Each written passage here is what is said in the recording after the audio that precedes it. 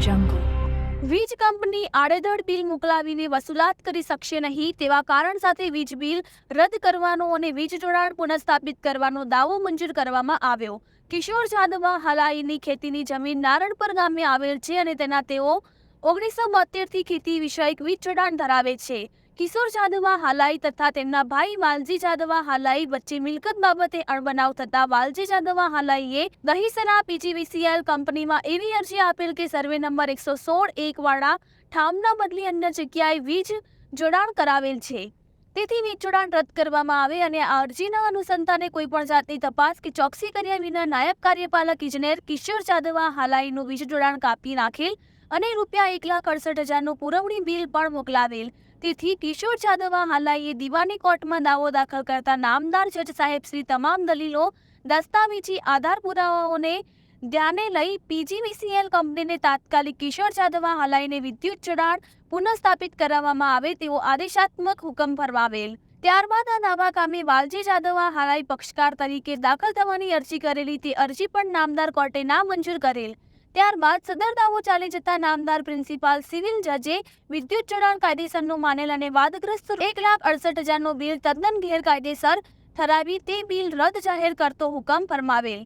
સને 2016માં પીજીવીસીએલની રેડ દરમિયાન શંભુ ગાંગા આહેર દ્વારા ખેતીવાડીના વીજ જોડાણમાંથી બિનઅધિકૃત રીતે ડાયરેક્ટ વીજ જોડાણ કરી વીજ ચોરી કર્યા બાબતની ફરિયાદ થયેલ અને ₹78,526નું પુરવણી બિલ આપવામાં આવેલ।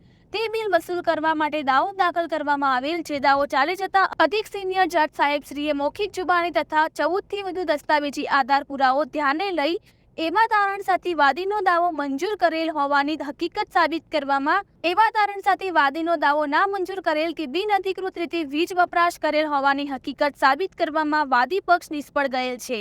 તેમજ પીજીવીસીએલ બનાવવાળા સ્થળ પ્રતિવાદીનો હોય તેવો કોઈ પુરાવો કોર્ટ સમક્ષ રજૂ કરી શકેલ નથી અને પીજીવીસીએલના પુરાવા ધ્યાને લેતા પણ દાવાવાળું સ્થળ પ્રતિવાદીઓની માલિકીનું હોય તેવી હકીકત રેકર્ડ પર લાવવામાં વાદી પક્ષ નિષ્ફળ ગયેલ છે તથા પીજીવીસીએલનો દાવો નામંજૂર કરવામાં આવેલ વાદગ્રસ્ત પુરવણી અપીલ રદ જાહેર કરવાનો હુકમ ફરમાવેલ છે। રિપોર્ટર કાંતિલાલ વેલજી સરસિયા, ગામ ગોધરા, માંડવી, કચ્છ। ખાસ કરીને વિદ્યુત કંપનીઓ દ્વારા સમયાંતરે વીજ ચેકિંગ બાબતની રેડ પાડવામાં આવતી હોય છે અને એ રેડના અનુષંગિક ગેરકાયદેસર વીજ વપરાશ થાય છે એવા કારણોસર ઇલેક્ટ્રિસિટી એક્ટની કલમ 126 મુજબનું પુરવણી બિલ પણ આપવામાં આવતું હોય છે અને સાથે સાથે 135 હેઠળ એફઆઈઆર પણ દાખલ થતી હોય છે। હવે ઘણા કિસ્સામાં એવું બનતું હોય છે કે કોઈ વ્યક્તિ પૂર્વગ્રહ રાખી અને કોઈ અરજી કરે ત્યારે પીજીવીસીએલના અધિકારીઓ કોઈ પણ જાતની કાયદેસરની તપાસ કર્યા વિના કોઈ પણ થર્ડ વ્યક્તિની અરજીના અનુસંધાને પુરવણી બિલ આપી દેવામાં આવતું હોય છે।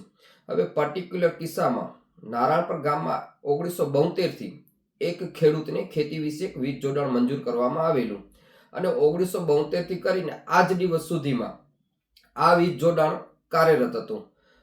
ત્યારબાદ ખેડૂતનું અવસાન થતા એના 2 દીકરાઓ હતા, એમાંથી જેના ભાગમાં જે સર્વે નંબર આવ્યો એમાં એ વિદ્યુત જોડાણ આવેલું હતું અને ત્યારબાદ મિલકત બાબતે તકરાર થતા કાયદાકીય કાર્યવાહી બંને ભાઈઓ વચ્ચે થઈ। ઇન બિટવીન એક ભાઈએ એવી અરજી આપી પીજીવીસીએલ કચેરીમાં કે ભાઈ આ જે વિદ્યુત જોડાણ 1972માં મંજૂર કરવામાં આવેલું છે એ માલિકીના ઠામમાં નહીં પરંતુ એ વિદ્યુત જોડાણ જે છે એ શ્રી સરકારના જમીનમાં ખોડી નાખવામાં આવેલું છે।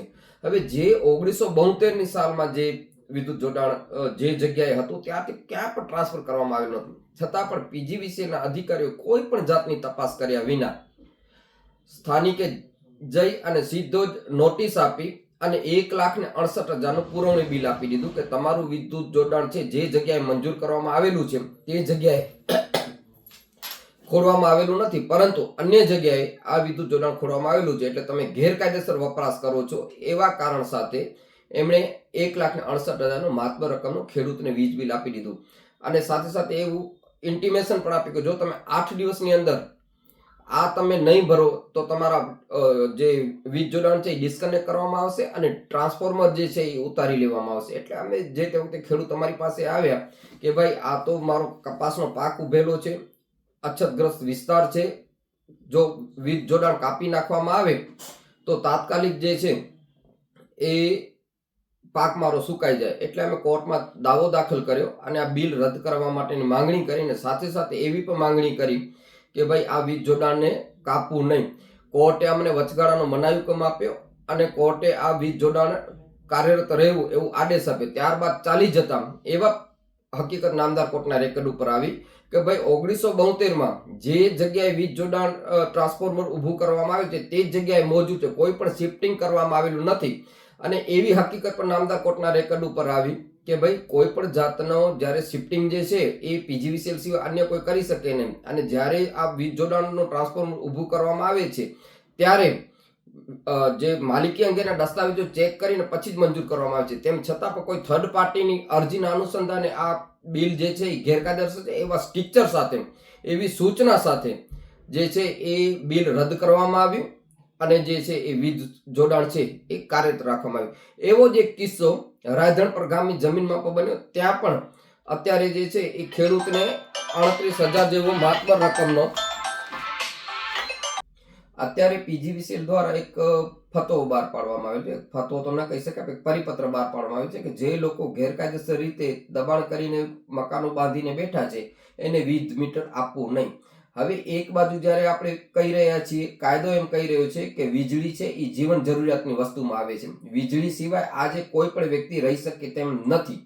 તેવા સંજોગોમાં જો વીજ કનેક્શન આવા દબાણગ્રસ્તને ન આપવામાં અત્યાર સુધી આપવામાં આવતા હતા, અત્યારે આપણે જઈએ તો કચ્છ જિલ્લામાં માતબર વીજ જોડાણો એવી એફિડેવિટ લઈને કે ભાઈ જ્યારે સરકાર કહેશે ત્યારે અમે વીજ મીટર કોઈ પણ જાતનું કારણ આપ્યા વિના ઉતારી શકશું, પણ જીવન જરૂરિયાતની વસ્તુ છે એટલે આપીએ છીએ. હવે અત્યારે નથી આપતા. અત્યારે એવો પરિપત્ર બહાર પાડ્યો કે જે દબાણગ્રસ્ત વિસ્તારોને કોઈ માલિકીના આધાર હોય તો એવી જગ્યાએ વીજ કનેક્શન ના આપવા. તો એના કારણે જે છે વીજ ચોરી થવાની સંભાવના વધી જશે. કારણ કે વિદ્યુત એ જીવન જરૂરિયાતની વસ્તુ છે. અત્યારનો વ્યક્તિ વીજળી સિવાય રહી શકે નહીં. મોબાઈલ ચાર્જરથી લઈ અને પ્રકાશ માટે પણ વીજળીની જરૂર પડે છે. તેવા સંજોગોમાં અત્યારે જે આ પરિપત્ર છે એના કારણે પણ વીજ ચોરીના કેસો વધી જશે, કોર્ટો ઉપર ભારણ થશે. એટલે ખરેખર પીજીવીસીએલના અધિકારીઓ પહેલા જેમ કે વીજ જોડાણ એક એફિડેવિટ લઈને જે વીજ જોડાણ ગેરકાયદેસરના દબાણમાં આપતા હતા એવું ચાલુ કરવું જોઈએ. તો આ કોર્ટોનું ભારણ ઘટી જશે, વીજ ચોરી થવાની સંભાવના પણ ઘટી જશે અને પીજીવીસીએલની આવક પણ વધશે. પર ગામની સીમમાં પણ ગેરકાયદેસર વીજ વપરાશ થાય છે એવા ચેકિંગ કરવામાં આવ્યું અને એમાં પણ માતબર રકમનો બિલ આપી દેવાનું. જે બિલ વિરુદ્ધ ખુદ પીજીવીસીએલે વસૂલાત માટે 126ની જોગવાઈઓ મુજબ દાવો દાખલ કર્યો. એ દાવા કામે પણ નામદાર કોર્ટે કીધું કે ભાઈ તમારી ચેકિંગ જ શંકાસ્પદ છે. જો ખરેખર જો ગેરકાયદેસર વીજ વપરાશ થાય છે તો એનો મુદ્દામાલ કબજે કરવો જોઈએ. તમે શા માટે 135ની એફઆઈઆર ન કરી? એવા કારણો આપીને તમારી ચેકિંગ જ શંકાસ્પદ છે અને જે એઝ પર ધ લો જે કાર્યવાહી કરવી જોઈએ એ તમે કરી નથી. એટલા માટે એણે પીજીવીસીએલનો વસૂલાતનો દાવો પણ કોર્ટે નામંજૂર કરવામાં આવ્યો. કહેવાનો મતલબ એમ કે પીજીવીસીએલના અધિકારીઓએ ખરેખર જે જોગવાઈ મુજબ કાયદાકીય રીતે પ્રોસિજરને અનુસરવી જોઈએ અનુસરતા નથી ને માત્ર પોતાના ટાર્ગેટ પૂરા કરવા માટે આડેધડ ચેકિંગ સીટો તૈયાર કરવામાં આવે છે. આડેધડ ખેડૂતો પાસેથી પુરવણી